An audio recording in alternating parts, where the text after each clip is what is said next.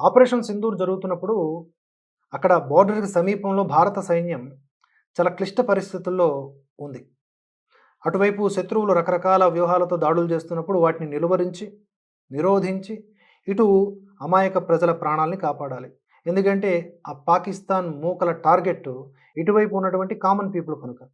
అయితే ఇక్కడ ఒక 10 ఏళ్ల బాలుడు శ్రవణ్ సింగ్ హైలైట్ అయ్యారు. ఎందుకు అంటే అతను అంతర్జాతీయ సరిహద్దుకు కేవలం 2 కిలోమీటర్ల దూరంలో ఉన్నటువంటి తారావాలి గ్రామంలో ఇటీవల జరిగినటువంటి ఆపరేషన్ సింధూర్ సమయంలో శత్రు దేశముతో ఘర్షణ వాతావరణంలో భారత బలగాలు మోహరించి ఉన్న వేళ ఈ స్థానికంగా ఉన్నటువంటి ఈ బాలుడు సైనికులకు అవసరమైనటువంటి మద్దతు అందించేందుకు ముందుకొచ్చాడు. ఆ క్లిష్ట సమయంలో భారత సైనికులకు అవసరమైన మంచినీళ్లు, పాలు, చాయ్, లస్సీ ఇలాంటివన్నీ సమకూర్చాడు. నిజానికి తన వయస్సుకు మించి సేవలందించాడని చెప్పుకోవచ్చు. బాలుడి తపన, దేశభక్తిని గమనించి ఆర్మీ అధికారులు ప్రశంసించడం జరిగింది.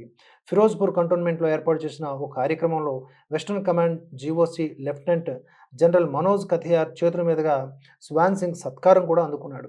ఈ సమయంలోనే ఈ బాలుడి చదువుకి అవసరమైన మొత్తం ఖర్చుని తామే భరిస్తామని భారత సైన్యం ప్రకటించడం గమనార్హం.